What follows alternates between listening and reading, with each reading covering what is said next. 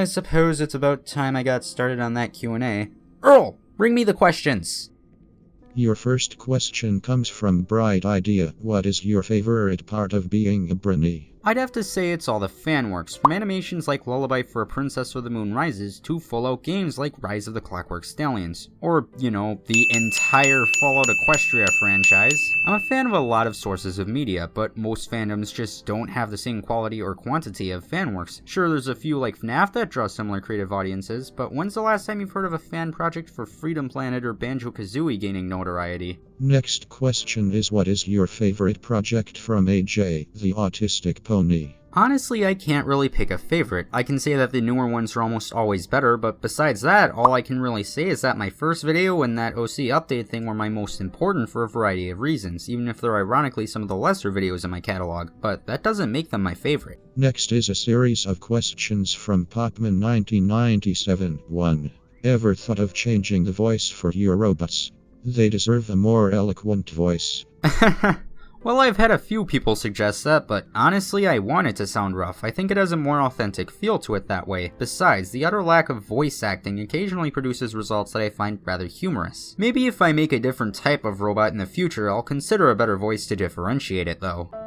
I feel unexplained joys and sorrows, but alas, I am only synthetic. Bootleg Jokes 2016.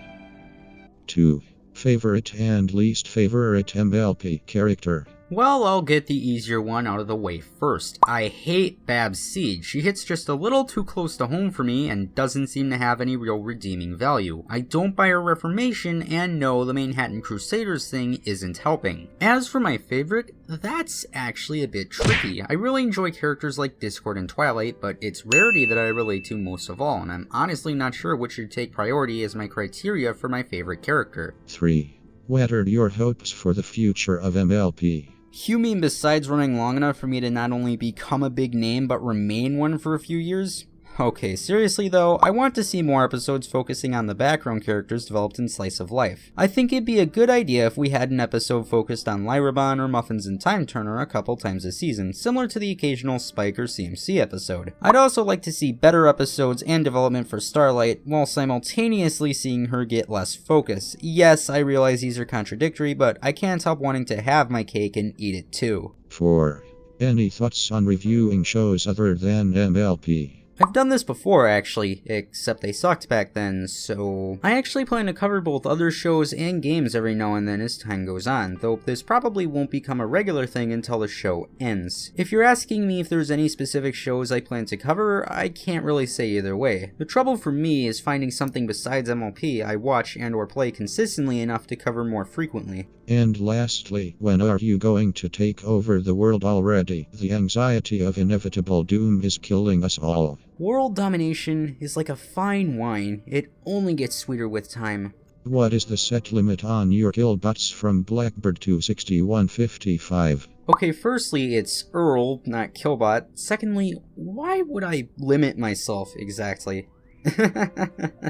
Joe A. Squivel asks, what got you into the Brony fandom? I suppose it's story time then. My first introduction to the fandom was when my brother showed me Animated James's MLP vs. Sonic series. This was back in 2014 for reference. I didn't think much of it at the time, except that it was funny. I figured it was a one-off thing. I had no idea there was a whole fandom there, but a while later I watched my first episode. Pinkie Pride, because literally nothing good was on that day. This is considered a great episode today, but I didn't actually care for it all that much. I'm not really big into musicals, though the scene where Pinkie licks her tears with her tongue did stick out to me for the attention to detail. Sometime later, I wanted to watch it as a curiosity after finding out about the fandom. I forget specifically how, but I wanted an excuse, so I got my brother, cousin, and I to watch it as a competition to see who could watch it the longest, starting at the first episode. We got about halfway through episode 3 when they called it quits out of boredom, but I on the other hand became a brony in denial. This was all over the course of summer. I would be in denial until around November. But I did need my fix, which I eventually got by watching Canned Cream's videos for those first few months, until on November 14th, 2014 I believe it was, I eventually became a full-fledged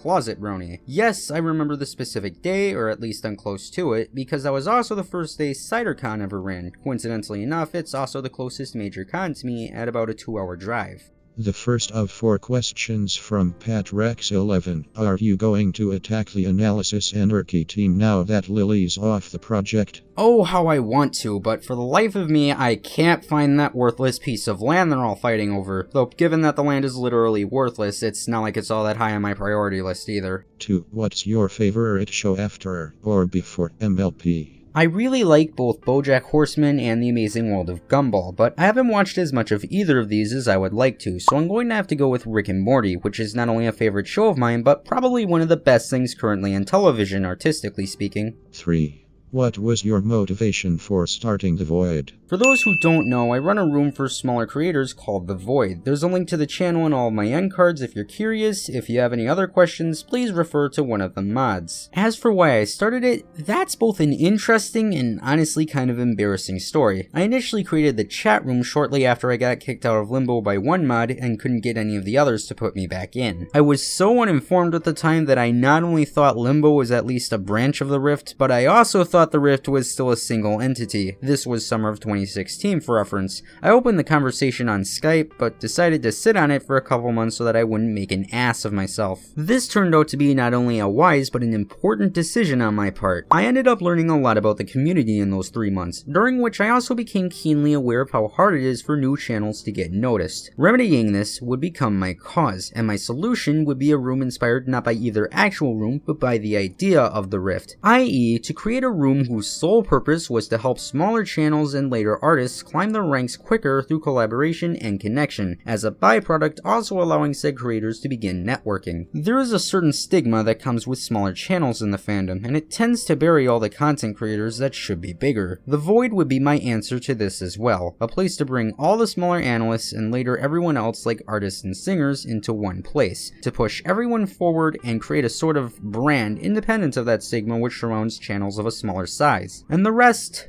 of course, is history. 4. What's the next step in your master plan? As a rather generous mayor once said, no spoilers! Nelson Demifer asks, what are your favorite and least favorite seasons of MLP so far? Season 5 was by far the best. I think 6 had too many new writers, but Season 7 isn't over yet, and it has been an improvement over 6 thus far. My least favorite would have to be Season 3, just for the shorter length and rush feeling of it all. Next is a set of questions from DJ Silverwing. 1. What's your master plan? Please refer to PatRex11's 4th question. 2. Can you tell us what this secret project you're working on is? Does it have any connection with the one QnA and Bliss are working on? As for the first part, there's actually more than one, but no, I can't say what they are. I will say the Prime project is taking a bit longer than expected due to a lack of other people working on it, though there are other factors that I'm still waiting on. If this becomes a consistent and or lengthy problem, however, I do have a backup lined up, so you can be sure that there will be a project. As for the second part, no, at least not that I'm aware of. 3. Think your robots can handle an Androfox pony? I'm pretty sure Edgelord the Alicorn over here is a bit tougher than whatever freak of nature you're going to throw at me. 4. If the Rift managed to defeat you, would you give up? For every good plan, there is a good backup plan, so unless I were somehow killed, that's not going to happen. 5. Can your robots beat Crimson Glow? How specific? Regardless, if I intend to take over the entire Rift, then that would have to happen sooner or later, so I'm going to say of course they will when that time comes. Wooden Sword asks, do you think MLP is running as well as it used to, or has gotten worse? Perhaps even better. Allow me to illustrate the show's quality over time with this handy graph. The first of Mr. Left Turn's 4 questions is, which celebrity would you like to see be on the show? The one with the hat? Yeah, you've entered foreign territory for me. 2. Marvel or DC? I'm gonna go with the one that isn't currently run by a political fringe. 3. What is your favorite part of video making? Scripting, recording, or editing? They can all be both incredibly enjoyable and incredibly tedious, sometimes simultaneously. I'd have to say that scripting is my favorite part, as writing generally comes naturally to me. While some people may take days editing a script, my first draft usually takes me a few hours at most, and I can generally pass it off as my final with only a few minor changes. 4. Is the Void Diner going to have adequate parking? Of course you'd ask that. Maybe. Lastly, Jack the Hero asks what made you choose Onyx as your OC name. I actually lifted the name from a Sonic OC I created when I was like 8. The design, on the other hand, is completely different. And that should be everything. Thanks for watching and for all the support over the last year. It really is something. Remember to like, comment, subscribe, and share. This is Onyx the Dragon, signing out and fainting.